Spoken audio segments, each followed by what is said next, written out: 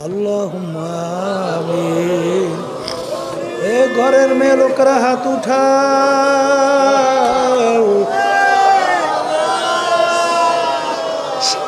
গুনার কথা মনে করো, দু চোখের পানি ফেলাও, আল্লাহর দরবারে কান্দ আর মালিকের। যাদের সঙ্গে আমাদের জীবনের একটা সময় আল্লাহ রাব্বুল আলামিন কাটাবার সুযোগ করে দিয়েছেন, শুকরিয়া তান সবাই বলি আলহামদুলিল্লাহ। লাইন শাকারতুম লা আযীদান্নাকুম ওয়া লাইন কাফারতুম ইন্না আযাবী লাশাদীদ। আল্লাহ রাব্বুল আলামিন বলছেন, হে আমার বান্দা বান্দিরা, তোমরা যদি আমার পক্ষ থেকে নেয়ামত পাও, নেয়ামতের শুকরিয়া আদায় করো। যদি নেয়ামতের শুকরিয়া আদায় করো, তোমাদের উপরে নেয়ামত আমি আরো বাড়াইয়া দেব। নেয়ামত পাওয়ার পরে শুকরিয়া যদি আদায় না করো, নেয়ামত তো বাড়ানো হবেই না, বরঞ্চ শক্ত আযাব তোমাদের উপরে চাপাই দেওয়া হবে। নাউযুবিল্লাহ। নেয়ামতের শুকরিয়া আদায় করলে আল্লাহ খুশি হয়। কি হয়? মুসা আলাইহিসসালাতু ওয়াসসালামের জামানায় মুসা আলাইহিসসালাতু ওয়াসসালাম রওনা করছে আল্লাহর সঙ্গে দেখা করবে। রাস্তার পাশে দেখে কতগুলো হাঁস বসে আছে। আল্লাহর কুদরতে হাঁসগুলোর জবান খুলে গেছে। হাঁসগুলো বলতেছে, নবী কোথায় রওনা করছেন? আল্লাহর সঙ্গে দেখা করতে। হাঁসগুলো বলতেছে, নবী গো, আল্লাহর কাছে আমাদের একটা আরজি পেশ করবেন। বহুদিন পর্যন্ত বৃষ্টি হয় না, অনাবৃষ্টির কারণে মাখলুকাতগুলো কষ্ট পায়। কবে নাগাদ বৃষ্টি হতে পারে আল্লাহর থেকে একটু জানিয়ে এসে। নবী বলতেছেন, রব্বুল আলামিন, হাঁসগুলো জানতেছে যে কবে নাগাদ বৃষ্টি হইতে পারে, মাখলুকাতগুলো কষ্ট পায়। আল্লাহ রাব্বুল আলামিন বলেন, হে জামানার নবী মুসা, তুমি হাঁসগুলোকে বলল এখন থেকে 40 বছর পরে বৃষ্টির সিদ্ধান্ত। নবী আসার পরে হাঁসগুলো জিজ্ঞাসা করে, নবী আমাদের আরজি আল্লাহর কাছে পেশ করছেন? করছি তো। আল্লাহ কি বলছেন? আল্লাহ বলছে 40 বছর পরে বৃষ্টির সিদ্ধান্ত। হাঁসগুলো সব একসঙ্গে বইলে উঠলো আলহামদুলিল্লাহ। নবী ধুমুকের সুরে বলে, বোকারা, আলহামদুলিল্লাহ বললি কেন? 40 বছর পরে বৃষ্টি, এটা তোদের জন্য তো সুসংবাদ না, দুঃখের সংবাদ। আলহামদুলিল্লাহ বললি কেন?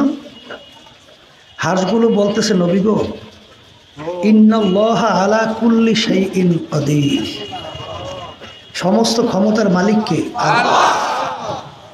আল্লাহ যদি 40 বছর পরেও বৃষ্টি না দিত, আমাদের কারো শক্তি নাই যে আমরা বৃষ্টি বর্ষণ করাবো।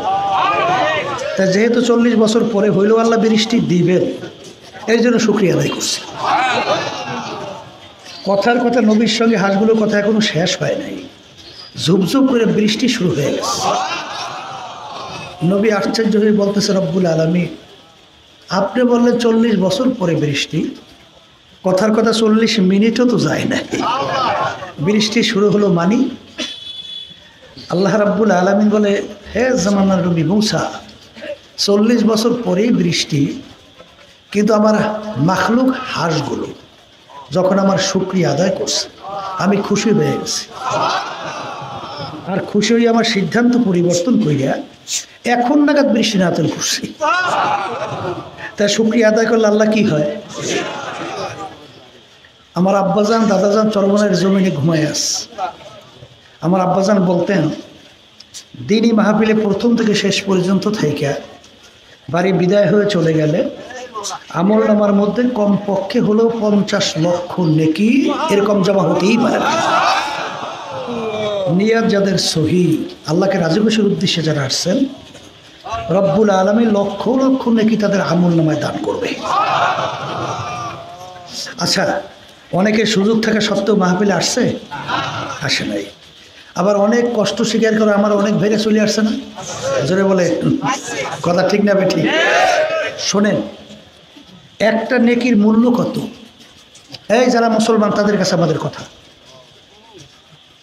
আল্লাহ রাসূল সাল্লাল্লাহু আলাইহি ওয়াসাল্লাম একটা নেকির মূল্য বুঝাতে যাইয়া অহুদ পাহাড়কে ইঙ্গিত করে বলছিলেন। যারা মদিনা শরীফ গেছেন দেখছেন অহুদ পাহাড় কত বড় লম্বা, কত বড় উঁচা। আল্লাহ রাসূল সাল্লাল্লাহু আলাইহি ওয়াসাল্লাম অহুদ পাহাড়কে ইঙ্গিত করে বলছিলেন, পুরা পাহাড়টা যদি স্বর্ণের হয়ে যায় এর যত মূল্য হবে তুলনা ছাড়া একটা নেকির মূল্য অনেক বেশি। একটা নেকির প্রয়োজন কি দরকার? আল্লাহ রাব্বুল আলামিন কুরআনুল কারীমের ভিতরে বলছেন, ফামান ইয়ামাল মিসকালা যাররাতিন খায়রান ইয়ারা ওয়া মান ইয়ামাল মিসকালা যাররাতিন শাররান ইয়ারা। আল্লাহ বলতেছেন, যাররা পরিমাণ তোমার যদি নেকি থাকে তার ফল তুমি ভোগ করতে পারবা, আর যাররা পরিমাণ যদি গুনাহও থাকে তার ফল তোমার ভোগ করা লাগবে। কে বলছেন? আল্লাহ। যাররা কাকে বলে? একটা কাপড় ধুইয়া নিগড়াইয়া রোদের ভিতরে ঝাড়া দিলে লক্ষ লক্ষ রেণু রেণু দেখা যায় না? এক একটা রেণুকে বলা হয় যাররা। এই পরিমাণ গুনাহ থাকলেও তার ফল কি করা লাগবে? ভোগ করা লাগবে। আমি বলছি না, আল্লাহ বলছেন। আচ্ছা বলেন তো, সারা কিয়ামতের ময়দানে ঘুইরা একটা নেকি সংগ্রহের কোনো সুযোগ আছে? কলে হুজুর কেন নাই?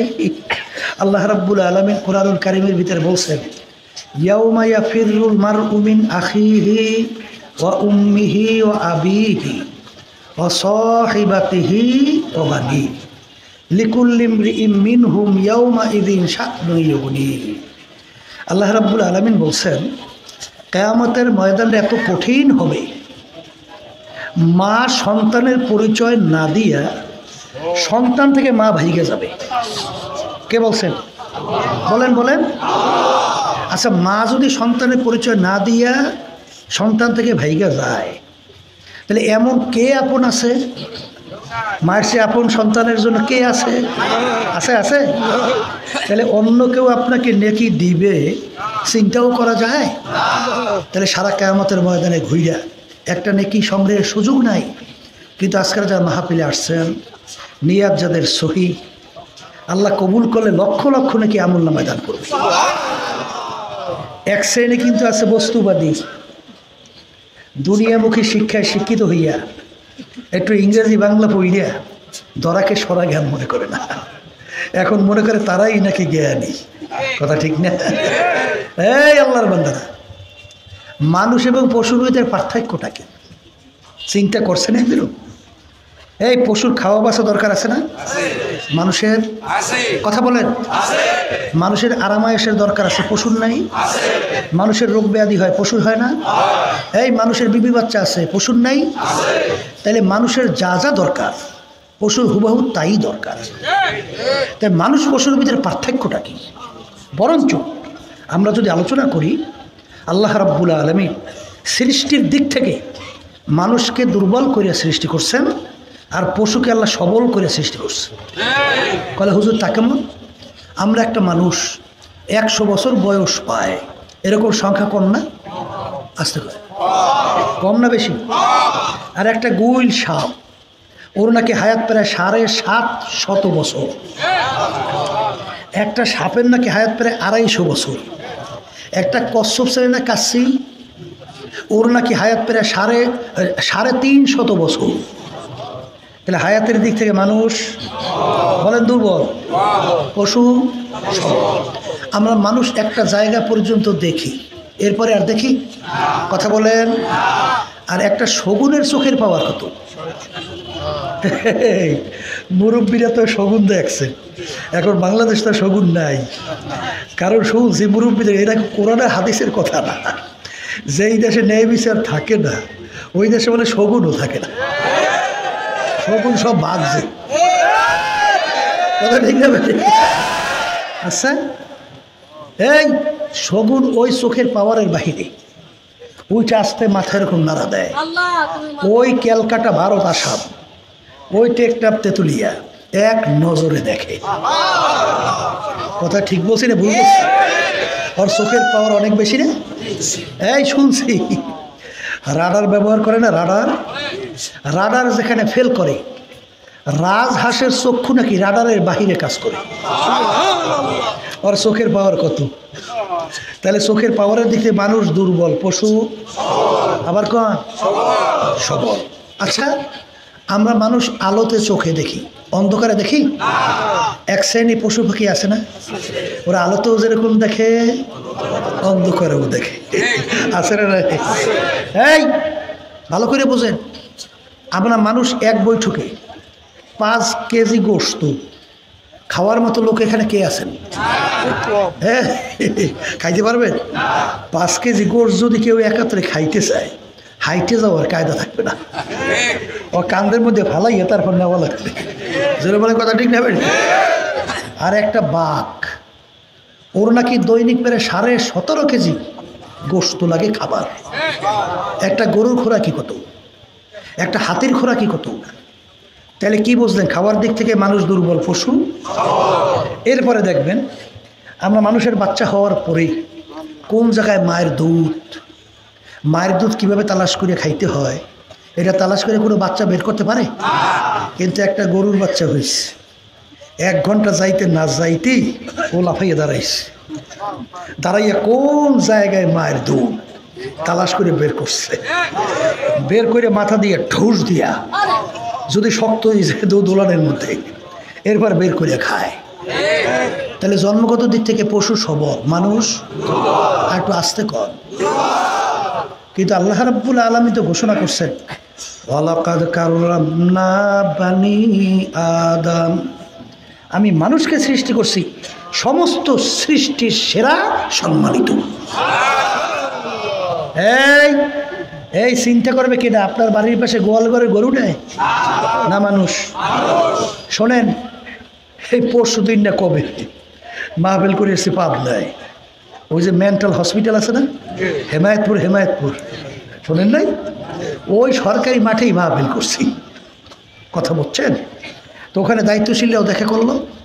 আমি 2-1 বছর আগে ওই পাগলের গারদের ভিতরে ঢুকছিলাম, রুইকে তারপর দেখে পারছি। আচ্ছা বলেন তো, যে পাগল তার উপরে কি শরীয়ত আছে, সওয়াব আছে, গুনাহ আছে? আচ্ছা, তার চক্ষু নেই? আসতে কয়। হাত নাই, পাও নাই, অন্যান্য অঙ্গ প্রত্যঙ্গ আপনার সাথে পার্থক্য কি আছে? কোনো পার্থক্য? কিন্তু ওর উপরে কোনো ভালো মন্দ, কোনো সওয়াব, কোনো গুনাহ, ওর কোনো বাদ বিচার নাই কেন? ওর ওই জ্ঞান, যেই জ্ঞানের মাধ্যমে মানুষ ভালো মন্দ বিবেচনা করবে, এই জ্ঞানটা ওর নাই। কথা ঠিক নেবে? ঠিক। এই জন্য ওর কাছে কোনো ভালো মন্দের কোনো কি নাই, বাদ বিচার নাই। আর যার ভিতরে ভালো মন্দ বাদ বিচার করার ক্ষমতা আছে, কি মনে করেন সে অন্যায় করলে ছাড়বে? এই তুই ভালো মানুষ, তুই এটা করছো কা, কি কথা কর না কা? এই জন্য আমার বাজানদেরকে বলবো, মানুষকে আল্লাহ সৃষ্টি করছেন সবচেয়ে দুর্বল, কিন্তু ঘোষণা করছেন আশরাফুল মাখলুকা, সম্মানিত, সৃষ্টির সেরা। কিন্তু কোনো দিক থেকে মানুষ সৃষ্টি হওয়ার, শ্রেষ্ঠত্ব পাওয়ার কোনো গুণ তো নাই। মানুষের ভিতরে আল্লাহ রাব্বুল আলামিন এমন একটা পার্স দান করছেন, যেমন মান্দার গাছ চেনেন? মান্দার গাছ, মাদার গাছ, আমরা বরিশালের কই মাদার গাছ। এই মাদার গাছ দিয়ে আপনি তক্তা তৈরি করে আলমিরা তৈরি করছেন, বিরাট প্রকৃতির, অনেক বড়। আলমিরার দাম কত? 1000-1200 কি আছে? বেশি হবে? কিন্তু একটা মোবাইল ছোট্ট 4-5 লাখ টাকা দামও তো আছে, আসতে কয় আছে না নাই? মোবাইলটার আকৃতি ছোট কিন্তু দাম বেশি। কারণ কি? ওই মোবাইলের ভিতরে এমন একটা ক্ষমতা আছে, এমন একটা শক্তি আছে, তাম দুনিয়ার যে কোনো প্রান্তে আপনি কথা বললে কথা দেখাও যায়, শোনাও যায়, তাম দুনিয়া থেকে কথা ক্যাচ করে নিয়ে আসে। কথা ঠিক কিনা? ওই পার্সের কারণে মোবাইলের দাম। কথা ঠিক? আচ্ছা, মোবাইল যদি নষ্ট হয়ে যায়, এখন মেকারের কাছে যাওয়ার পরেই মেকার যদি বলে ওনার পার্স পুড়িয়ে গেছে, ওরা কোনো কাজে লাগবে না। এখন আপনি বিচার করেন, মোবাইলটার দাম বেশি না আলমিরাটার দাম বেশি? আর একটু আসতে কর, কোনটার দাম বেশি? তাহলে এই মানুষ যে সর্বশ্রেষ্ঠ সম্মানিত, এই হওয়ার পিছনে আল্লাহ রাব্বুল আলামিন মানুষের ভিতরে স্পেশাল পার্স দান করছে। কি দান করছে? Special purse. ওই পার্সের উপরে ভিত্তি করে মানুষ সম্মানিত আর মানুষ নিকৃষ্ট। আল্লাহ রাসূল সাল্লাল্লাহু আলাইহি ওয়াসাল্লাম বলছেন, আলা ওয়া ইন্না ফিল জাসাদি মুদগাহ ইযা সালুহা সালুহাল জাসাদু কুল্লুহু ওয়া ইযা ফাসাদাত ফাসাদাল জাসাদু কুল্লুহু আলা ওয়া হিয়াল কলব। আল্লাহ রাসূল সাল্লাল্লাহু আলাইহি ওয়াসাল্লাম বলেন, প্রত্যেকটা মানুষের ভিতরে আল্লাহ রাব্বুল আলামিন একটা স্পেশাল গোশতের টুকরা দান করছে। ওই গোশতের টুকরা যার ভালো হয়ে যায়, এক পর্যায়ে ওই মানুষটা সমস্ত সৃষ্টির ভিতরে সেরা হয়ে যায়। আর ওই গোশতের টুকরা যার খারাপ হয়ে যায়, এক পর্যায়ে ওই মানুষটা কুত্তা শিয়াল শুয়ারের চেয়েও খারাপ হয়ে যায়। ওই গোশতের টুকরার নাম হলো কলব। বলেন, গোশতের টুকরার নাম কি? তাহলে এক কথায় মুখস্থ করেন, বলেন, যার কলব ভালো সে ভালো মানুষ। বলেন, যার কলব খারাপ সে খারাপ মানুষ। এখন কলব ভালো কইরেই দুনিয়া থেকে বিদায় নিয়ে কবরে যাওয়া লাগবে। কারণ বেহেশতে যাইতে সবাই চান না, জাহান্নাম থেকে সবাই বাঁচতে চান না। এই জন্যই তো পাগলের মধ্যে সব কাজকর্ম ভালোই ভাবে চলে আসছে। যেটা বলে কথা ঠিক না বেটি? আচ্ছা, তাই কলব ভালো করে কবরে যাওয়া লাগবে না? যদি কলব ভালো না করে কবরে না যান, আল্লাহ রাব্বুল আলামিন ওই কোরআনুল কারীমের ভিতরে বলছেন, ইল্লা মান আতাল্লাহা বিকলবিন সালিম। পরিষ্কার পরিচ্ছন্ন সুস্থ ভালো কলব ছাড়া আল্লাহ বলতেছেন আমার পবিত্র জায়গা বেহেশতের মধ্যে হবে না। আমি বলছি না, আল্লাহ বলছে। আবার জোরে কম। তাহলে কলব ভালো করেই বলেন কবরে যাওয়া লাগবে। জোরে বলেন কথা ঠিক না বেঠি? এখন আমার বাজানদেরকে বলো, পর্দা আলে মা বোনরা যারা শুনতেছেন, এই যে আমাদের আলোচনা, ওলামায়ে কেরাম যে আলোচনা করে, এই আলোচনাগুলো বুঝবে কারা? বলেন, যাদের কলব ভালো। আবার কন। আর যাদের কলব আবু জাহাল মার্কা হইছে, উতবা সাহেব আবুল আহাম মার্কা হইছে, এরা বুঝবে? এই বুঝের জন্যই আমি কোরআনুল কারীমের শুরুর আয়াত তেলাওয়াত করছি। কথা ঠিক না বেঠি? এই যারা মানুষ এবং যাদের কলব ভালো তারা কিন্তু বুঝবে। এই মাঠের ভিতরে সাউন্ড না বাড়াইয়া বাহিরে শব্দ বাড়াইছো খালি। মাঠের ভিতরে সাউন্ডগুলো বাড়া, এই ডাইন পাশ বাম পাশের এই এই এই মাঠের ভিতরে হরেনগুলো সাউন্ড বাড়া, বাহিরের তা না। এই বেটা, বাহিরের তো বাড়াইস না, এই ভিতরের তো বাড়া হালকা। তাই যেই কথা বলতে চাইছিলাম, যার কলব ভালো বলে সে ভালো মানুষ, যার কলব খারাপ সে খারাপ মানুষ। আর আমাদের আলোচনাগুলো বুঝবে কারা? বলেন বলেন বলেন। এখন আমার বাজানদেরকে বলবো, পর্দা আলে মা বোনরা যারা শুনতেছেন, যাদের কলব ভালো তারা চিন্তা করবে। এই কোরআনুল কারীমের শুরুর আয়াত আমি তেলাওয়াত করছি। এই শুরুতে আল্লাহ কি বলছেন? আলিফ লাম মিম যালিকাল কিতাব লা রাইবা ফীহ। আল্লাহ রাব্বুল আলামিন বলেন, এই যে কিতাব দেখো, এই কিতাবের ভিতরে কোনো ভুল সন্দেহ বলতে কিছু না। সবাই জোরে বলেন সুবহানাল্লাহ। এক শ্রেণী মুসলমান সন্তান মুসলমানের ঘরে জন্মগ্রহণ করিয়া আজকে তাদের কাছে ইসলামের কথাবার্তা ভালো লাগে না, কোরআন এবং হাদিসের আলোচনা ভালো লাগে না, তাদের কাছে মুসলমানদের নিয়ম নীতি কালচার আদর্শ ভালো লাগে না, তাদের কাছে ভালো লাগে বিজাতিদের কালচার, বেহায়াপনা অশ্লীলতা বিজাতিদের কালচার তাদের কাছে ভালো লাগে। এর কারণ কি? কলব খারাপ। আবার কোন শোনেন, এই আল্লাহর বান্দারা,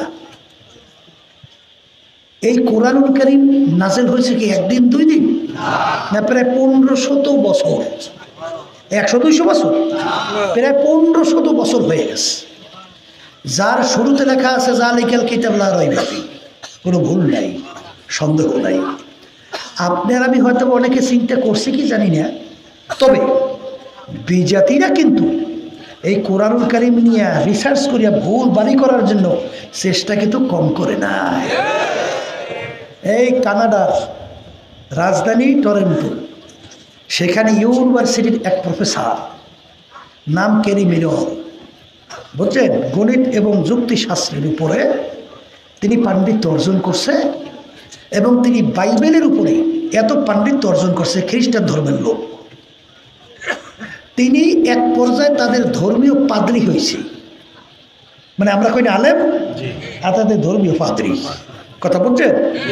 পাদ্রী হওয়ার পরে তার সঙ্গে কোরআনুল কারীম এবং আহমদ দিদার ছিল মুসলমানদের একজন পণ্ডিত, তার সঙ্গে কোরআনুল কারীম এবং বাইবেল নিয়ে ডিবেট হয়েছে। কি ডিবেট হয়েছে? যে এই ক্যারি মিরর বলতেছে যে বাইবেল ঠিক, আর আহমদ দিদার কি বলছেন? কোরআনুল কারীম ঠিক। এখন দুইজনের ভিতরে চ্যালেঞ্জ না, চ্যালেঞ্জ হয়েছে। এখন ক্যারি মিরর চিন্তা করব, কোরআনুল কারীম নাযিল হয়েছে প্রায় 1500 বছর হয়ে গেছে, তখন কোনো বিজ্ঞান ছিল না, ছিল কোনো বিজ্ঞান ছিল? আচ্ছা, কোনো mobile, fax, telephone, internet, satellite, এই উন্নত মানের কোনো যোগাযোগ ব্যবস্থা কিছু ছিল? আচ্ছা, তখন কোরআনুল কারীম নাযিল হয়েছে প্রায় 1500 বছর হয়ে গেছে। তাহলে কোরআনুল কারীমের মধ্যে আমি যদি রিসার্চ করি তাহলে এর ভিতরে অনেক ভুল বের হবে, 1500 বছর আগে। এবং বিজ্ঞানের সঙ্গে তো টক্কর লাগবেই, এইটাই স্বাভাবিক, কি কথা ঠিক কিনা?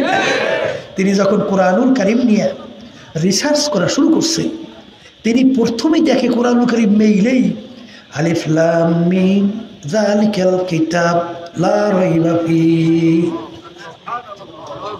এই যে পড়ার পরে তার শরীরের ভিতরে কম্পন শুরু হয়ে গেছে। যে ব্যাপার কি, তাম দুনিয়ার ইতিহাস আজ পর্যন্ত কোনো লেখক, কোনো দার্শনিক, কোনো বৈজ্ঞানিক, কোনো পণ্ডিত কেউ আজ পর্যন্ত চ্যালেঞ্জ করতে পারে নাই যে আমার লেখার ভিতরে কোনো ভুল নাই, আমার দর্শনের ভিতরে কোনো ভুল নাই, আমার আবিষ্কারের মধ্যে কোনো ভুল নাই। তাম দুনিয়ার ইতিহাস একজন বের করতে পারবেন? কথা কয় না। কিন্তু কোরআনুল কারীমের শুরুতেই তিনি দেখে যালিকাল কিতাব লা রাইবা ফীহ, এর ভিতরে কোনো ভুল নাই, সন্দেহ নাই। এই তিনি হতভম্ব হইয়া কোরআনুল কারীমের ভিতরে রিসার্চ করা শুরু করছে। এক পর্যায়ে রিসার্চ করতে যাইয়া দেখে যত সামনে যায় ততই কোরআনুল কারীম তাকে উল্টা প্রশ্ন ছুড়ে দেয়। কি ছুড়ে দেয়? যে ক্যারি মিরর, কোরআনুল কারীমের ভিতরে যত ভুল তুই তালাশ করবি, এই কোরআনুল কারীম ভুল বের করতে পারবি না। শেষ পর্যন্ত ক্যারি মিরর রিসার্চ করতে যাইয়া দেখে যে কোরআনুল কারীমের ভিতরে প্রায় 34 বারের মতো তাদের নবী ঈসা আলাইহিস সালাম এবং মারিয়াম আলাইহিস সালামের নাম আসছে প্রায় 34 বারের মতো। তিনি আরও আশ্চর্য যে কোরআনুল কারীম হইল অন্য বিজাতির কিতাব, ঠিক না? মুসলমানদের কথা ঠিক না? ঠিক। আর তাদের বইয়ের নাম কি? বাইবেল। তাহলে আমাদের নবী হলো ঈসা আলাইহিস সালাম, তাহলে অন্য ধর্মগ্রন্থ তার ভিতরে আমাদের নবীর এত প্রশংসা কেন আসলো? এ তো ইতিহাসে দেখা যায় না। এমনকি মারিয়াম আলাইহিস সালামের নামে এই কোরআনুল কারীমে একটা সূরাই নাযিল হয়েছে। এই কথা ঠিক না? ঠিক। তিনি হতভম্ব। এরপর তিনি চিন্তা করলেন ব্যাপার কি, পুরা কোরআনুল কারীম যদি মুহাম্মদ নিজের লেখা হইতো তাহলে তো তার নিজের গুণকীর্তন অথবা তার বংশের গুণকীর্তন এটা একটু বেশি স্থান পাইত, কথা। কিন্তু সেখানে আমাদের নবীর গুণকীর্তন স্থান বেশি পায়, আর তার নাম মাত্র 4 বার। এই ব্যাপার কি? এরপর তালাশ করে তিনি দেখে যে কোরআনুল কারীমের সাথে বিজ্ঞানের সাথে মিলিয়ে দেখে যে বিজ্ঞান যা আবিষ্কার করছে কোরআনুল কারীম হুবহু 100% সব মিলে যায়। বলে তা কেমন? আল্লাহ রাসূল সাল্লাল্লাহু আলাইহি ওয়াসাল্লাম জন্মগ্রহণ করছেন কোথায়? মরুভূমিতে না?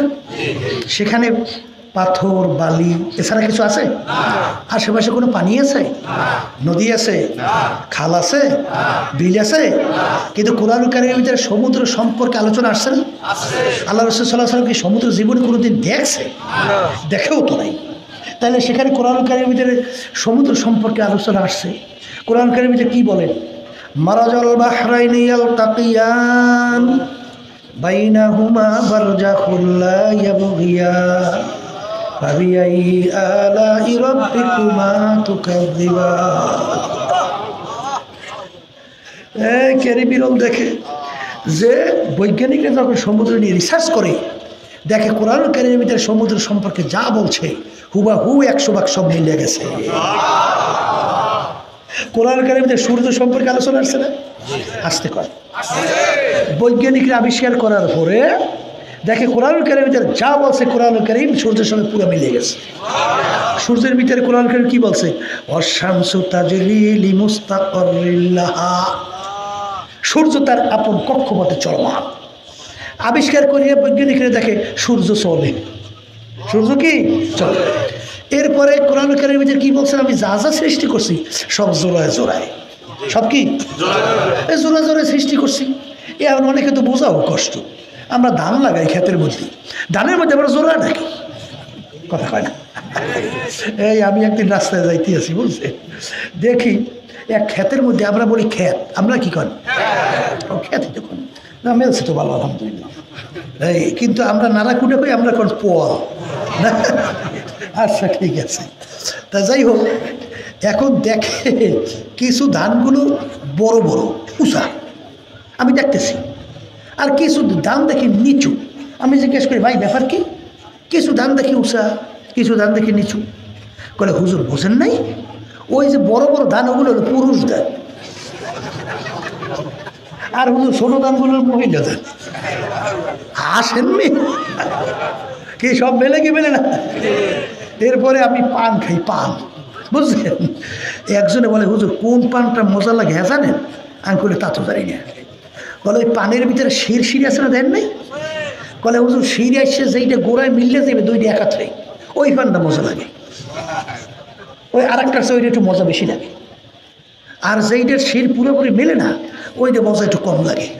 আমি বলি কারণ কি? বলে হুজুর যেইটা শিরে গোড়া মিলে গেছে ওইটা মহিলা পান, আর যেটা মেলে না ওইটা পুরুষ। তাহলে পানের মধ্যেও কি জোড়া আসতে কয় আছে না নাই? তাহলে কোরআন কারীমের ভিতরে যা যা বলছে আসলে একটা ভুল কেউ বের করতে পারছে? আর একটু আসতে কন পারছে? এই না পাইরা থাকে আমার বাজানদেরকে বলবো, পর্দারে মা বোনদেরকে বলবো, এরপরে ক্যারিমিরল তিনি নিজেই রিসার্চ করে কালিমা পড়ে মুসলমান হয়ে গেছে। এই একটু ইংরেজি বাংলায় শিখে ঘেরাইয়ে মতেন আর মনে করছেন আমি একজন বুদ্ধিমান হয়েছি। আর তুই মানুষ আছো কিনা এইটা চিন্তা করছো না? একটা শুয়ারের চোখ খারাপ হয়েছো চিন্তা করছো? যে সৃষ্টিকর্তার পরিচয় মানে একটা শুয়ারের চোখ। জোরে বলে কথা ঠিক কিনা? আপনি আমার বাজানদেরকে বলো, পর্দালে মা বোনদেরকে বলো, আমাদের পাশের রাষ্ট্র ভারত, শিবশক্তি মহারাজ নাম শোনেন নাই? 12 ভাষায় ডক্টরের ডিগ্রি। কয় ভাষায়? এই এখানে হাজার হাজার মানুষ এক বিষয়ের ডক্টরের ডিগ্রি দেরি মনে একজন আছে কিনা সন্দেহ কি আসতে ঠিক নেবে ঠিক? তিনি 12 ভাষার উপরে ডক্টরের ডিগ্রি অর্জন করছে। তাম দুনিয়ার ভিতরে দুনিয়ামুখী শিক্ষার দিক থেকে উল্লেখযোগ্য শিক্ষিত। অক্সফোর্ড বিশ্ববিদ্যালয় সহ তিনি পড়াশোনা করছেন। বোঝেন নাই? তিনি চিন্তা করলেন সৃষ্টিকর্তা একজন, মানুষের জন্য নিয়ম নীতি হবেও একটা। এখন সৃষ্টিকর্তার নিয়ম কোনটা এটা আমার তালাশ করে বের করতে হবে। তিনি যেহেতু 12 ভাষার হবে ডক্টরের ডিগ্রি, তিনি তো আরবি বোঝে, ইংরেজি বোঝে, ফার্সি বোঝে, উর্দু বোঝে, কথা কয় না, বাংলা বোঝে। তিনি রিসার্চ করতে করতে এক পর্যায়ে তিনি নিজেই কালিমা পড়ে মুসলমান হয়ে গেছে। মুসলমান হইয়া এরশাদ সাহেব যখন প্রেসিডেন্ট ছিল, এরশাদ সাহেব তখন বাংলাদেশে আসছিল, রংপুরে আসছিল। এই তো বলতে রংপুরে আসছিল। পরে নাম রাখছিল ডক্টর ইসলামুল হক, শিবশক্তি মহারাজ। পরে নাম রাখছে ডক্টর ইসলামুল হক। পরবর্তীতে তিনি ভারতের চাপে থাকতে না পাইয়া চলে গেছে মালয়েশিয়ায়। এই আবার মাইক এবার মনোমারি করেনি, এবার এই মিয়া মাইক লিয়ে মনোমারি করেনি, কোনো কথা বলবো না এখন। সেখানে তিনি দুনিয়া থেকে বিদায় হয়ে চলে গেছে, আল্লাহ তার দরজা বেহেশতে বন্ধ করে দেয়। এইভাবে আপনি আলোচনা যদি করে হাজার হাজার লক্ষ লক্ষ যারা সঠিককে তালাশ করে তারাই কালিমা পড়ে মুসলমান হয়ে যায়। আমি আমার বাজানদেরকে বলবো, পর্দা আলে মা বোনদেরকে বলবো, মুসলমানের ঘরে জন্মগ্রহণ করিয়া আজকে যারা বিজাতিদের কালচারে এই অভ্যস্ত হওয়ার জন্য পাগল হয়েছেন, আমি সেই বাজানদেরকে বলবো খসরাত দুনিয়া ওয়াল আখিরাহ, তারা দুনিয়াতেও ধ্বংসপ্রাপ্ত, আখিরাতেও ধ্বংসপ্রাপ্ত। কথা ঠিক কিনা? না ভুল বলছি? তাই যদি তাই হয় তাইলে আমার ভাইদেরকে বলো, পর্দারে মা বোনদেরকে বলবো, শোনেন, মাহফিল বুঝের জন্যে যারা মানুষ, যাদের কলম ভালো, তারা আমাদের আলোচনা বুঝবেই। আর যারা মানুষের সুরত আবু জাহাল, উৎপা সাহেব আবুল হাব বুঝবে, বলে হুজুর হ্যাঁ কেমন? আবু জাহিল্লা কিন্তু আল্লাহ রাসূল সাল্লাল্লাহু আলাইহি ওয়াসাল্লাম কম জ্বালায় নাই। কম জ্বালাইছে? আসতে কয় কম জ্বালাইছে? বহু জ্বালান জ্বালাইছে না? কিছু বুঝছে বুঝার ছিল। আপনারা তো জানেন আল্লাহর হাবিবের থেকে আল্লাহ রাব্বুল আলামিন প্রায় 32-এর মতো মুজিজা প্রকাশ করেছে। কত? 32-এর মতো মুজিজা প্রকাশ করেছে। এগুলো আবু জাহেল দেখছে, শুনছে, কিন্তু আবু জাহেল ঈমান আনছে? এরকম এক শ্রেণী কিন্তু বর্তমানে আছে, পাশ্চাত্যের কালচার আমাদের দেশে বাস্তবায়নের জন্যে আজকে পাগল হয়ে গেছে। আমাদের ভবিষ্যৎ প্রজন্ম সন্তানদেরকে নাস্তিক বানাবার জন্যে আজকে ডারউইনের থিওরি শিক্ষা সিলেবাসে ঢুকানো হয়েছে। আজকে আমার মুসলমান সন্তানদেরকে নাস্তিক বানাবার জন্য আজকে ট্রান্সজেন্ডার এই শিক্ষা সিলেবাসের ভিতরে ঢুকে। ট্রান্সজেন্ডারটা কি? একটা মেয়ে যদি মনে করে আমি পুরুষ, এ বলে পুরুষ হয়েছি, আর একটা পুরুষ যদি মনে করে আমি মহিলা, এ বলে মহিলা। এই ব্যাপারটা তো বোঝেন নাই। একটা মেয়ে যদি মনে করে আমি পুরুষ, সে তো আর একটা পুরুষের কাঁধে হাত দিয়ে হাঁটবে, সে বলে আমিও পুরুষ, সেও পুরুষ, সমস্যা কি? আবার একটা মেয়ে পুরুষ যদি মনে করে আমি মেয়ে, আর একটা মেয়ের কাঁধে হাত দিয়ে হাঁটবে, কারণ চিন্তা করবে আমিও মেয়ে, ও মেয়ে, সমস্যাটা কি? বোঝেন নাই? বুঝি কি বলছেন? অবাধ যৌনচার, জারজ পোটাক দেওয়ার জন্যই পদক্ষেপ চলছে। কিন্তু মনে রাখা লাগবে, হারামে কিন্তু আরাম নাই। পশুরা আজকে বিদেশে দেখো, আমি সিলেট গেছিলাম, এক বড় ধনী মানুষ বিদেশি পদ্ধতি সুন্দর সুন্দর অনেক বিল্ডিং করছে, বুঝছেন? কিন্তু আমরা যাওয়ার পরে আমাদের খুব খেদমত করত। তা আমি একদিন জিজ্ঞেস করি, ভাই আপনার ছেলে সন্তান কয়জন? তা বললো যে হুজুর আমার ছেলে 2 জন। মেয়ের কথা কয়জন বলছে পুরো স্মরণ নেই। তাই বলছে আমার ছেলেরা কোথায়? কলে হুজুর বলতে পারি না, মানে সব থাকে আমেরিকায়। বলতে পারেন না ছেলে মানে? কলে হুজুর ওই দেশের নিয়ম হলো ছেলে মেয়ে বড় হওয়ার পরেই ওরা যাদের ইচ্ছা সেদিকে চলে যায়, বাপ মা বাধা দেওয়ার কোনো আইন নেই। যেরকম ইচ্ছা সেরকম চলে যাবে, বাধা দেওয়ার কোনো আইন নেই। যদি বাধা দেয় আর তারা যদি নালিশ করে, মানে তাদের বিরুদ্ধে অভিযোগ দেয়, তাহলে বাপ মাকে নিয়ে ধরে জেলের ভিতরে ঢুকে যায়। এই জন্য হুজুর ওরা কোথায় গেছে বলতে পারি না। এটা কি জীবন? আপনার বাড়ি গরু আছে না? কুত্তাও তো আছে, একটু আসতে করে। এই গরুর বাচ্চারা যখন বড় হয়, মায়ের লাগে বাচ্চার সম্পর্ক আর থাকে কি? আসতে করে কোনো সম্পর্ক আছে? কুত্তের বাচ্চাটা বড় হয় না? বড় হওয়ার পর কুত্তাটা যায় কই আর বাচ্চাটা যায় কই? কোনো খবর আছে? কিন্তু বাজার ওই বিদেশে কিন্তু বর্তমানে বানাইছে বৃদ্ধাশ্রম। বৃদ্ধাশ্রম বুঝে? আমাদের দেশে খড় কয় না, খড় আমরা কি কোন কি জানি? ওই যে ছাগল গরুতে ফসল খেলে নিয়ে আটকেই রাখি, খোয়ার খোয়ার, বুঝলেন তো? খোয়ার ওই বিদেশে খোয়ার বানাইছে। ওই খোয়ার কিন্তু গরু ছাগল আটকেন না, খোয়ার না। ও কিন্তু আপনার বাপ মা যখন বুড়া হয় তখন তাদেরকে নিয়ে খোয়ারে ফালাইয়ে রাখে। এটা কি কোনো মানুষের জীবন? একটা আসতে কর, বাপ্পা যখন বুড়া হয় তখনও তাদের খেদমত দরকার, ঠিক না? শোনেন শোনেন, কি নীতি আদর্শ শিক্ষা দেশে ওরা বানাইছে খোয়ার, আর ইসলাম কি শিক্ষা দেয়? আল্লাহ রাসূল সাল্লাল্লাহু আলাইহি ওয়াসাল্লাম বলেন, দুনিয়া থাকা অবস্থায় তুমি বাপকে পাইছো অথবা মাকে পাইছো অথবা দনজনকে পাইছো, তাদের খেদমত কইরা তাদেরকে খুশি কইরা যে বেহেশত কামাই করে নিতে পারলা না, ওর ধ্বংস হোক। জোরে বলেন নাউজুবিল্লাহ। আল্লাহ রাসূল সাল্লাল্লাহু আলাইহি ওয়াসাল্লাম বলেন, বাপ মায়ের সঙ্গে এরকম কোনো খারাপ আচরণ করা যাবে না, যেই আচরণের মাধ্যমে বাপ মায়ের মুখ থেকে কোনো কষ্টদায়ক শব্দ, আহ ও এই ধরনের শব্দ বের হয়, এই ধরনের কোনো আচরণ বাপ মায়ের সঙ্গে করা যাবে না।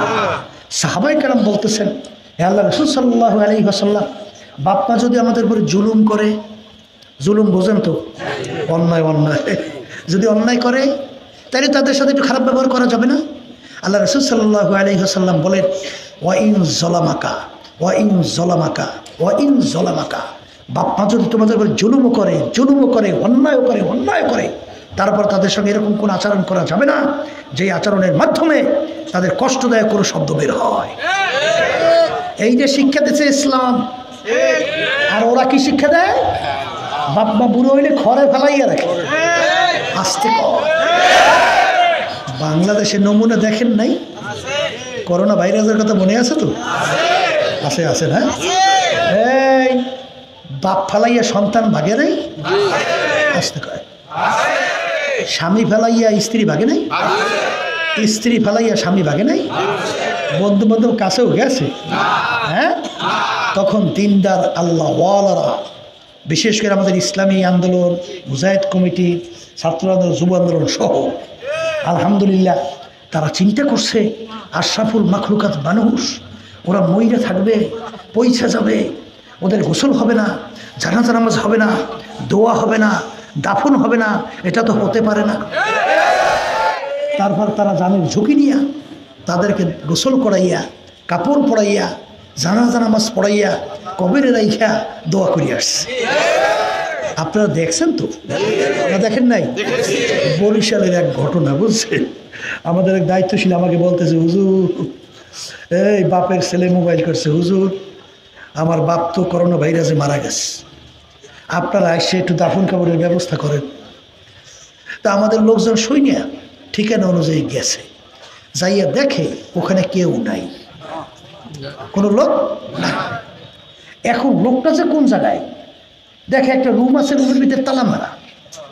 তখন আমাদের লোকজন ওই তালা ভাঙছে, ভাঙে ভিতরে ঢুকে দেখে লোকটা এখনো মারা যায় নাই। তখন আমাদের লোকজন তাড়াতাড়ি করিয়া তার ভিতরে অক্সিজেন ঢুকাইছে। তারপর একটু যখন সুস্থ হয়েছে, তখন সে বলতেছে যে, ভাই আপনারা কারা? আপনারা কারা? কোথার থেকে আসলেন? আজকে যাদের জন্য আমার জীবন শেষ করলাম, যাদের জন্য এত কষ্ট করলাম, যাদের জন্য অর্থ জোগাইলাম, যাদের জন্য বাড়ি করলাম, যাদের জন্য গাড়ি করলাম, আজকে এই বিপদের সময় আমার পাশে কেউ নাই। আর আপনারা কারা? কোথা থেকে আসছেন? এই কঠিন মুহূর্তে আপনারা খেদমতের জন্য আসছেন? আসেন, কলম কাগজ নিয়ে আসেন, আমার সমস্ত সম্পদ আপনাদের জন্য লিখে দেব। এই শিখাইছে ওদের কালচার। কথা ঠিক না? ঠিক। আর মুসলমান কি শেখে? এই মুসলমান, আল্লাহ রাব্বুল আলামিন মুসলমানদের প্রশংসা করতে গিয়ে আয়াত নাজিল করেন, ওয়ায়ুসিরুনা আলা আনফুসিহিম ওয়ালাউ কানা বিহিম খাসাসা। মুসলমানদের চরিত্র নিজের স্বার্থের চেয়ে তার অন্য ভাইয়ের স্বার্থের অগ্রাধিকার দেয়। আল্লাহু আকবার। ইয়ার মুখের যুদ্ধ। আবু জহম রাদিয়াল্লাহু তাআলা বলতেছেন, আমার চাচাতো ভাই এই আহত অবস্থায় পড়িয়াস, আমি তাকে পানি পান করার জন্যে তার কাছে পানি নিয়ে গেছি। কি নিয়ে গেছি? সে পানি পান করবে, এমন সময় হঠাৎ দূর থেকে আর এক মুসলমান ভাই আহত অবস্থায় পড়ে আছে, সে হঠাৎ ডাক দেয়, পানি। আবু জহম রাদিয়াল্লাহু তাআলা বলতেছেন, যখন নাকি দূর থেকে আরেক ভাই পানি করে ডাক দিছে, তখন আমি চাস্তবে আমাকে বলতেছে, ভাই আমার চেয়ে আমার ভাইয়ের মনে হয় পানির পিপাসা বেশি, তুমি তার কাছে নিয়ে যাও। তিনি আর পানি পান করে নাই। এইবার সে দৌড়ে গেল দ্বিতীয় ভাইয়ের কাছে। যখন তিনি পানি পান করবেন, হঠাৎ দূর থেকে আরেকজন ডাক দেয়, পানি। তখন সে বলতেছেন, ভাই আমার চেয়ে আমার ভাইয়ের পানি বেশি প্রয়োজন, তার কাছে নিয়ে যাও। যখন তার কাছে গেছে, আবু জাহল রাদিয়াল্লাহু তাআলা বলেন যে যাইয়ে দেখি যে তৃতীয় ব্যক্তি আর দুনিয়াতে নাই। আমি দৌড়িয়ে আসছি আমার তৃতীয় ভাইয়ের কাছে, আইসা দেখি তিনিও দুনিয়াতে নাই। আসছি আমার স্বাস্থ্য ভাইয়ের কাছে দৌড়িয়ে দেখি তিনিও দুনিয়াতে নাই। এন্তেকালের আগে আগে পানির পিপাসা কি প্রয়োজন, কত দরকার, ওই সময়ও নিজের স্বার্থের চেয়ে তার ভাই স্বার্থের অগ্রাধিকার দিয়েছে। আল্লাহ রাব্বুল আলামিন তাদের প্রশংসায় আয়াত নাযিল করে, ওয়ায়ুসিরুনা আলা আনফুসিহিম ওয়ালাউ কানা বিহিম খাসাসা। এই নিজের স্বার্থের চেয়ে তার ভাই স্বার্থের অগ্রাধিকার দেয়। এইটা ইসলাম শিখেছে। আসতে কথা ঠিক না ঠিক? এই রংপুরের মাটি ইসলামের জন্য ঘাঁটি। আল্লাহর রহমতে ওখানে আমরা দেখছি তো যে আপনারা এই মেয়র নির্বাচনে ইসলামের পক্ষের বাক্সে আপনারা রায় মতামত দিয়া তাম বিশ্বের ভিতরে ইসলামকে আপনারা উজ্জ্বল করছেন। আলহামদুলিল্লাহ, কথা ঠিক না ঠিক? এই জন্য আমার বাচ্চাদেরকে বলবো, এরপরে এই রংপুর সহ এই এলাকায় আসার পরে আমার ভাইদের যে আন্তরিকতা, তাদের যে আগ্রহ উদ্দীপনা দেখলে মন খুশি হয়ে যায়। আল্লাহ আপনি সবাইকে দিনের জন্য কবুল করেন, আমাকে আপনি দিনের জন্য কবুল করে না। আর বিশেষ করে এই ইউনিয়ন গ্রাম, এইটা বলে মুজাহিদের বলে পাড়া ছিল, মুজাহিদের ঘাঁটি বলে। আলহামদুলিল্লাহ, আল্লাহ কবুল করুন। তাই সেই কথা আমি বলতে চাইছিলাম যে এই যে আলোচনাগুলো আমি করলাম, এই আলোচনাগুলো বুঝবে কারা? এটা মুখ খুললে বলেন। আর সুরাতে মানুষ বেতারটা আবু জাহাল, উতবা সাহেব আবুল আহাব বুঝবে? তাই যদি নাই বুঝে এই আলোচনার মাধ্যমে কি বুঝলেন? কুরআনুল কারীম সত্য, আর একটু আসতে সত্য।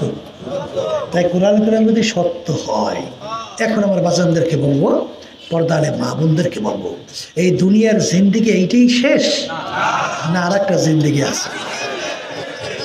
এই যেই জিন্দিগি শুরু আছে,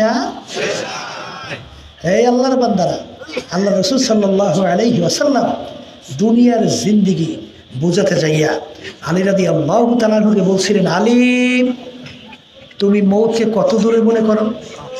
আলী রাদিয়াল্লাহু তাআলা আনহু বলেন, হে আল্লাহর রাসূল, আমি যখন নামাজের জন্য ওযু করতে যাই তখন আমি খেয়াল করি আমার জীবনের নামাজ এই মনে হয় ওযু শেষ, আর মনে হয় সামনে রক্তের নামাজের জন্য ওযু করার সুযোগ আর নাও পাইতে পারি, এইভাবে মনে করি। আল্লাহ রাসূল সাল্লাল্লাহু আলাইহি ওয়াসাল্লাম বলেন, আলী তুমি ভুল করছো। আলী মৃত্যু তো এত দূরে না, এক নামাজ থেকে অন্য নামাজ আসতে মাঝখানে অনেক সময়ের ব্যবধান। ও আলী, তুমি যখন নামাজের ভিতরে ডান দিকে সালাম ফিরাও তখন তুমি খেয়াল করো বাম দিকে সালাম ফিরাইতে পারি কিনা, এইভাবে মনে করো। আজকে এশার নামাজের পরে আমার এক ভাইকে জানাজা দিয়ে চিরতরে বিদায় দেওয়া, আর কোনোদিন আসবে? আর একটু আসতে কও, এরকম জানাজা তোমার আমার তো হবে। আসতে কয় দেখি। এই ইব্রাহিম বিন আদহাম রহমাতুল্লাহি আলাইহি গালেবে গুমা, তিনি বলতেছিলেন 10টা কারণে আমাদের দোয়া কবুল হয় না। কয় কারণ? এর ভিতরে একটা কারণ হলো আমরা মাইয়েতকে গোসল করাই, কাপড় পরাই, জানাজা নামাজ পড়াই, কবরের ভিতরে রাখি, কিন্তু ওর থেকে আমরা কোনো উপদেশ গ্রহণ করি না।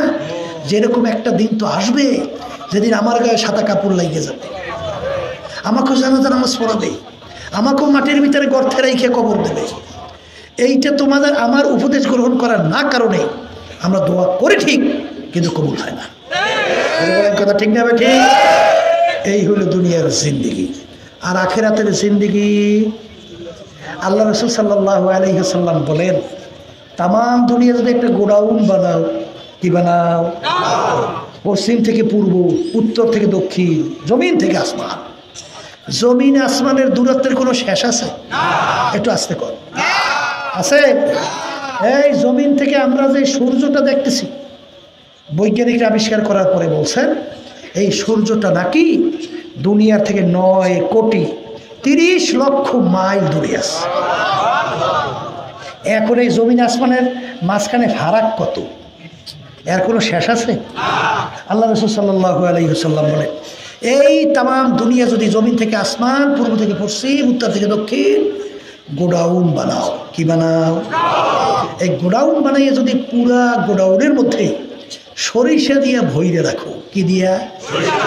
আল্লাহ রাসূল সাল্লাল্লাহু আলাইহি ওয়াসাল্লাম বলেন একটা পাখি, তাকে যদি বলে কবুতর পাখি একটা সরিষার দানা গোডাউন থেকে খাও, আবার 500 বছর পর আর একটা সরিষার দানা খাওয়া। আল্লাহ রাসূল সাল্লাল্লাহু আলাইহি ওয়াসাল্লাম বলেন এই 500 বছর পর পর একটা সরিষার দানা খাইতে খাইতে তামাম দুনিয়াময় গোডাউনের সরিষা একদিন না একদিন শেষ হবেই হবে। কিন্তু আল্লাহ রাসূল সাল্লাল্লাহু আলাইহি ওয়াসাল্লাম বলেন আখিরাতের জিন্দেগি শুরু, কোনোদিন শেষ না। এই যে আখিরাতের জিন্দেগি শুরু শেষ নাই, ওই জিন্দেগির সম্পদ পুঁজি কামাই করার জায়গা কোথায়? বলেন এই দুনিয়ায়। কোথায়?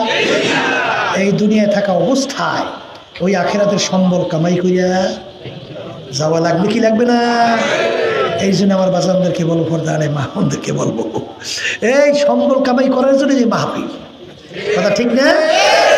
আর যারা নাকি দুনিয়ার মোহে পইরা, দুনিয়ার এই আনন্দ ফুর্তি চাকচিক্যময় নফসের খোরাকি এর পিছনে পইরা যারা নাকি আখিরাতের জিন্দেগি ধ্বংস করতেছেন, আমি সেই বাজানদেরকে, পর্দারে মা বোনদেরকে বলবো, হাকিকত সে তো দুনিয়া বে খবর হ্যায়, হাকিকত সে তো দুনিয়া বে খবর হ্যায়, দুনিয়া কি নুমাইশ পর নজর হ্যায়। এ কবরের যাত্রীরা মাঝে মাঝে একটু নিরিবিলি চক্ষু বন্ধ করে একটু মুরাকাবা করো। এই দুনিয়ার জিন্দেগি কয়দিন এবং এই দুনিয়া সম্পর্কে একটু চিন্তা করো। আল্লাহ রাসূল সাল্লাল্লাহু আলাইহি ওয়াসাল্লাম বলেন আর দুনিয়া জিফাতুন ওয়া তালিবুহা কিলা। এ আমার উম্মতেরা, দুনিয়াটা একটা মরগের মতো। বাজান মরগ পানির ভিতর থেকে যখন ভাইসা যায়, ওর পিছনে কোনো মানুষের দল দৌড়ায় না, ওর পিছনে কুকুরের দল দৌড়ায়। কখন মরগ নদীর কিনারায় আসবে আর সেইরা ফাইরা খাবে। আল্লাহ রাসূল সাল্লাল্লাহু আলাইহি ওয়াসাল্লাম বলেন যারা নাকি দুনিয়ার জিন্দেগির পিছনে পড়বে, মোহে পড়বে, দুনিয়ার চাকচিক্যর ভিতরে পড়বে, ক্ষমতার পিছনে পড়বে, সম্পদের পিছনে পড়বে, আখিরাতকে যারা ভুলবে, আল্লাহ রাসূল বলে এরা হলো দুনিয়ার কুকুরের দল। এ দুনিয়ার পাগল আমার বাবারা, পর্দার আড়ালের মা বোনেরা, ভালো করে মনকে বুঝাও, তারপর মালিকের দরবারে রওনা করো। বাজার দুনিয়া কিন্তু কোনো সুন্দর জায়গা না। এই গরম, এই ঠান্ডা, বাজারে লোক বেয়াদের কোনো শেষ নাই। বাজার ছেলে কথা মানে না, স্ত্রী কথা শোনে না, মেয়ে কথা শুনতে চায় না, স্বামী কথা মানে না। বাজার শত্রু মিত্র কোনো অভাব নাই। ওদিকে পিছনের দিকে চক্ষু বন্ধ করে তাকাইয়া মোরাকাবা করলে দেখা হয় সব কালকের ঘটনা। ওদিকে আয়নার সামনে যখন চেহারার দিকে তাকাই, দেখি কাঁচা দাড়িগুলা পাইকা সাদা হয়ে গেল, চুলগুলা পাইকে সাদা হয়ে গেল, দাঁতগুলা পইরা বোকা হয়ে আমরা, আরে দাঁতগুলা পইরা আমরা আল্লাহু আকবার কেমন হয়ে গেল। আরে ওদিকে যাদেরকে নিয়ে চায়ের টেবিলে চা খাইলাম, গল্পের টেবিলে গল্প করলাম, আল্লাহু আকবার, বাজারে বাজার করলাম, এখন বাজারে যাইয়ে দেখি সেই লোকগুলাকে আর বাজারে দেখা যায় না, গল্পের টেবিলও নাই, চায়ের টেবিল মন কি বুঝো রে মন, তামাম দুনিয়ায় যে কোনো প্রান্তে মানুষ থাকলে সেকেন্ডের ভিতরে যোগাযোগ করা যায়, কিন্তু তোমার আমার বাড়ির দরজায় আমার আম্মা ঘুমাইয়া রইল, আমার আব্বাও ঘুমাইয়া রইল, আমার আত্মীয় স্বজন ঘুমাইয়া রইল, আজ পর্যন্ত খবর দিতেও পারল না, নিতেও পারলাম না। এমন একটা দিন আসবে রে মন, দুনিয়ার সব নিয়ম অনুযায়ী চলতে থাকবে, তুমি আর আমি আর থাকবো না। এ দুনিয়াদার পাগল মন কি বুঝো রে মন, দুনিয়ার যে কোনো কাজে 5 বারও যদি কেউ ঠইগা যায়, আবার ওই কাজের ভিতরে চেষ্টা করলে জিতবার আশা করা যায়। বাজার ম্যাজিস্ট্রেট কোর্টে যদি কেউ কেস কইরা ঠগে, আবার ওই জজ করে আপিল কইরা জিতবার আশা করা যায়। জজ করে ঠগলে হাইকোর্ট, হাইকোর্টে ঠগলে সুপ্রিম কোর্ট সিঙ্গেল বেঞ্চ, সেখানে ঠগলে সুপ্রিম কোর্ট ফুল বেঞ্চ, সেখানে ঠগলে প্রেসিডেন্ট কোর্ট, সেখানে ঠগলে আন্তর্জাতিক কোর্ট। কিন্তু এই কবরের যাত্রীরা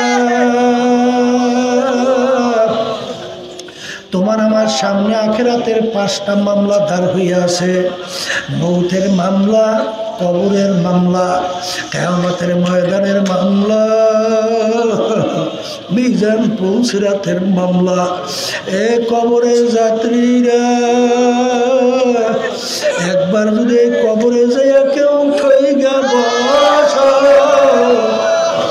আর দ্বিতীয়বার দুনিয়াতে আইসা আপিল কইয়া জিতবার কিন্তু আর আশা নাই। ওই মামলার তদবিরের জায়গা হলো দুনিয়ায়।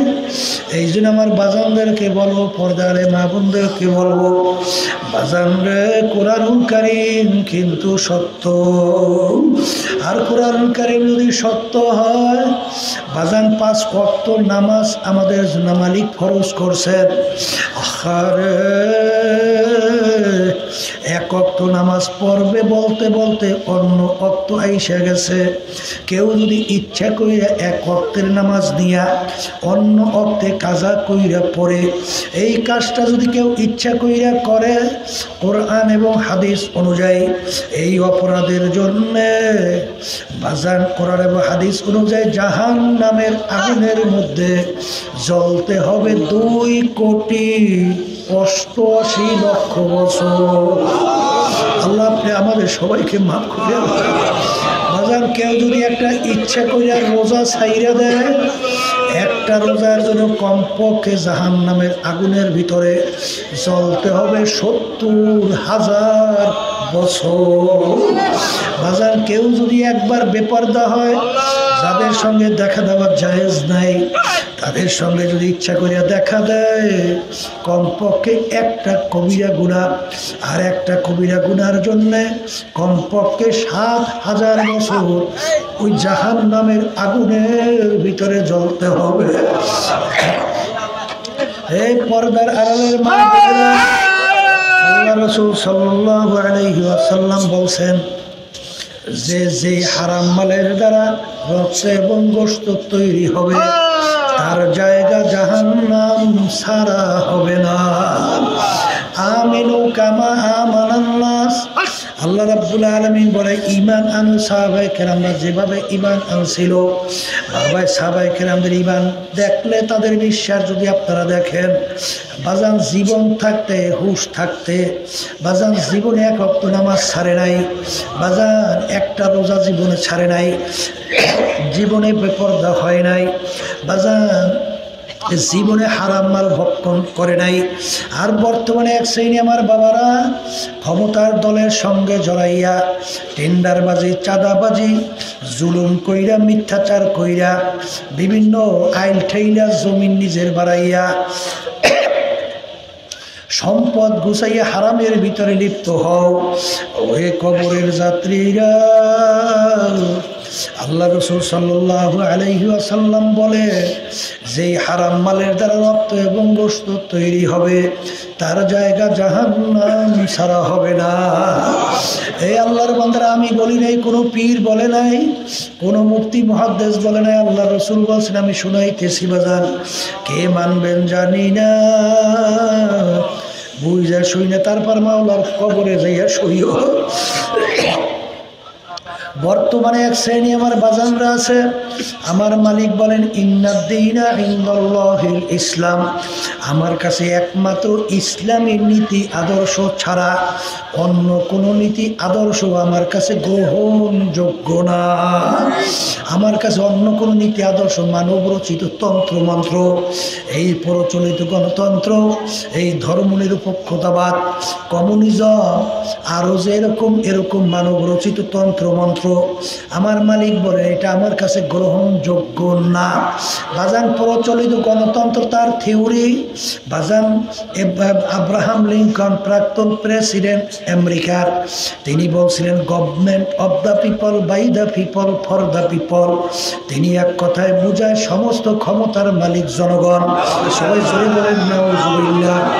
আর আমরা বলছি সমস্ত ক্ষমতার মালিক আল্লাহ। এই আল্লাহর বান্দারা, বর্তমানে এই যে ধর্মনিরপেক্ষতাবাদ আমাদের দেশেও চলছে, এই নীতি আদর্শ বাস্তবায়ন আছে ভারতে। তারা বলে যার যার ধর্ম সে পালন করবে।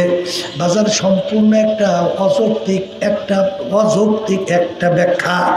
বাজার নিরপেক্ষ শব্দের অর্থ কোনো পক্ষ নাই। বাজার যার একটু জ্ঞান আছে সে কোনোদিন নিরপেক্ষ হইতে পারে। যদি আপনি জিজ্ঞাসা করেন তুমি কে, বলে আমি কৃষ্ণ। বাজান বলে আমি একজন হিন্দু, আমার ধর্ম হলো হিন্দুত্ববাদ। জোরে বলে কথা ঠিক কিনা? বলে তুমি কিনা? বলে আমি একজন জর্জ ডব্লিউ বুশ, আমি একজন খ্রিস্টান, আমার ধর্ম হলো খ্রিস্টবাদ। আমাকে যদি জিজ্ঞাসা করে আপনি কে, আমি বলবো আমার নাম রেজাউল করিম, আমি একজন মুসলমান, আমার নীতি আদর্শ হলো ইসলাম। বাজান, পক্ষ হইল না নিরপেক্ষ? জোরে বলেন। তাহলে নিরপেক্ষ হয় কারা? যারা ধর্ম কর্ম মানে না, নাস্তিক।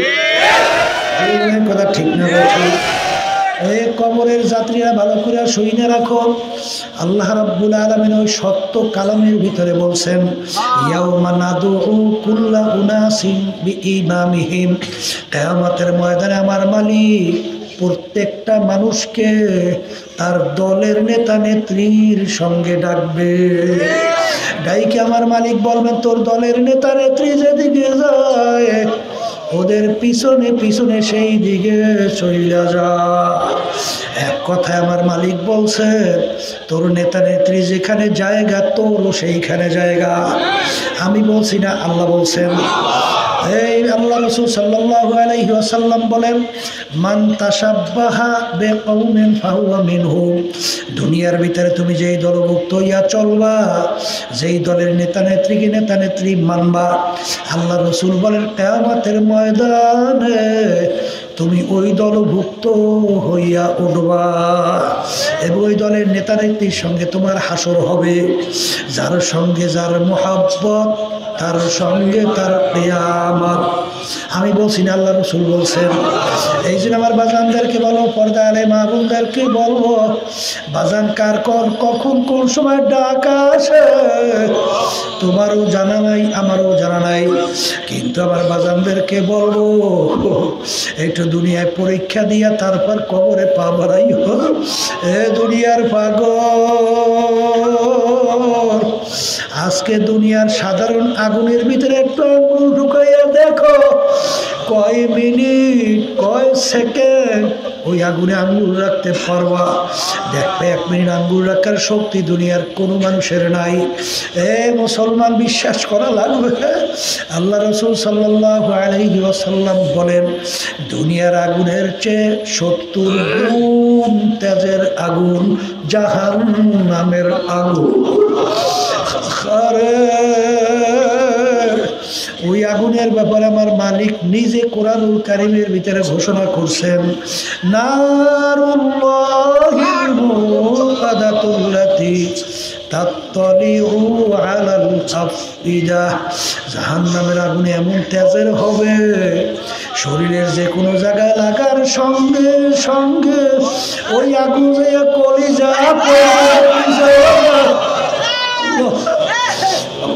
আমাকে আমাদের সবাইকে মাফ করে দেয়। যেই মামলার তদবির যায় ওই মামলারও কিন্তু খারাপ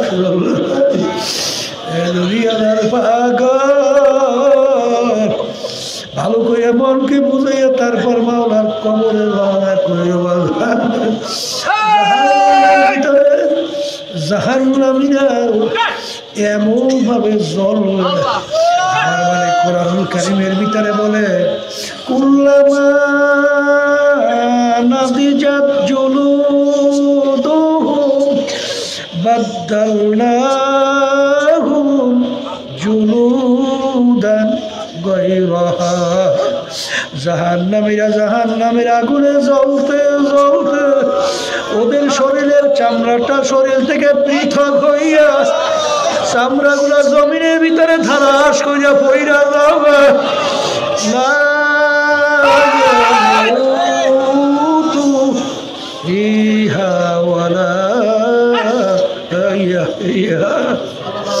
মানুষ বাঁচবেও না মরবেও না, কি যাত না বিশেষ বুঝিবে সে কি কবু আসিবি সে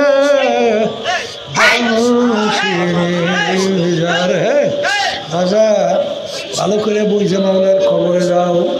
এই কবরের যাত্রীরা আল্লাহ রাসূল সাল্লাল্লাহু আলাইহি ওয়াসাল্লাম বলছেন আল কবরু রাউযাতুম মিন রিয়াজিল জান্নাহ আও হুফরাতুম মিন হুফারিন নার। আমার উম্মতেরা এই যে কবর দেখো, এই কবর কিন্তু আসল কবর না। কোন আল্লাহর বান্দা বান্দির কবর একটা বেহেশতের বাগান হইয়া যাবে। আল্লাহ আপনি আমার জন্য আমাদের সবার জন্য কবুল কইরা নিয়া। আল্লাহ রাসূল বাড়াইয়া আমার উম্মতেরা কোন নাফরমানের কবরের ভিতরে জাহান্নামের আগুন এসে ভইরা যাবে। আল্লাহ আপনি আমাকে আমাদের সবাইকে মাফ করিয়া দিয়ে।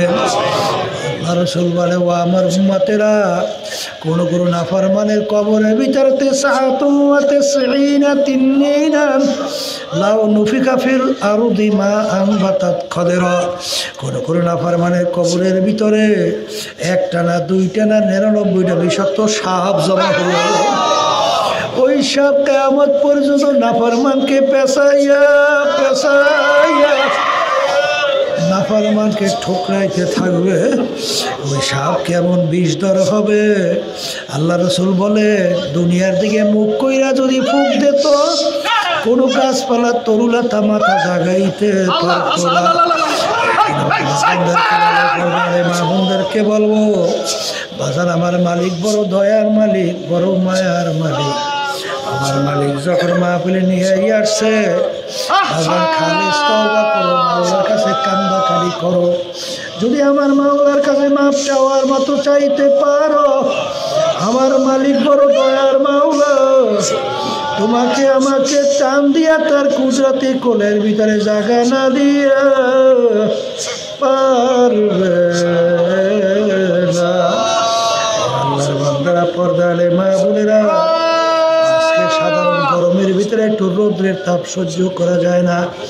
আল্লাহ রাসূল বলে কিয়ামতের ময়দানে আমার মালিক এই সূর্য এক হাত বা সোয়া হাত মাথার উপরে উপর কইরা ছাইরা দিবে।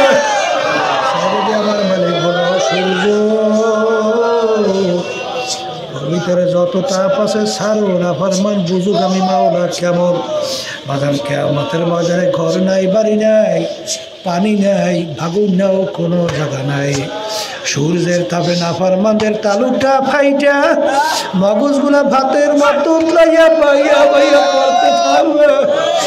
লা ইয়ামুতু ফিহা ওয়ালা ইয়াহিয়া। মানুষ বাঁচবেও না মরবেও না। এ মুসলমান, কুরআনুল কারীম সত্য, হাদিস সত্য। ওই এক সেকেন্ডের আযাব সহ্য করার শক্তি দুনিয়ার কোনো মানুষের নাই। এই জন্য আমার বাজানদেরকে বলবো, মুসলমান বলতেই মন চায় গুনার থেকে ফেরবে, নেকের কাজ করবে, চোখে পানি নিয়ে কলম নরম করে মাওলার কবরে যাবে। কিন্তু বাজান শয়তান এবং নফস তোমার আমার পিছনে গুনার ভিতরে লিপ্ত করাইয়া জাহান্নামে নেওয়ার জন্য সর্বক্ষণ চেষ্টা করে। ওই শয়তান এবং নফসের ধোঁকার থেকে বাঁচার জন্যে আমার মালিক বলছেন, ওয়া কুনু মা'আস সাদিকিন, তোমরা সাদিকিন বান্দাদের সঙ্গী হও। এই যে তরিকা শোনে, চরমনার তরিকা, এই তরিকার নাম হলো চিশতিয়া সাবিরিয়া তরিকা। বাজান এই তরিকার 5টা ঔষধ আমার দাদাজানের কথা শুনছি। আমার দাদাজান চ্যালেঞ্জ করে বলছিলেন, তোমরা ঠিক মতো পালন করে দেখো, আল্লাহর রহমতের ভরসা করে বলতে পারি শয়তান এবং নফস তোমাদেরকে আল্লাহর ফজল ও করমে গুনার কাজের কাছেও নিতে পারবে না। আগে তোমার চোখের পানি ছিল না, এখন দেখবা ঠেকাইয়াও চোখের পানি রাখতে পারবে না। আল্লাহর ফজল ও করমে দেখবা নেকের দিকে তুমি ঝুঁকতেছো আর গুনার থেকে ফেরতে পারতেছো। এরকম প্রমাণ আপনাদের এলাকায় আছে না নাই? এই জন্য আমার বাজানদেরকে বলবো, চরমনার তরিকা যদি ভালো না লাগে, যে কোনো এক সহি তরিকে যাও, সেখানে যাইয়া মাওলার পাগল হইয়া চোখে পানি নিয়ে কলম নরম কইরা বাজার গুনার থেকে ফেইরা নেকের কাজ কইরা তারপর আমার মাওলার কবরে রওনা করো। আল্লাহুম্মা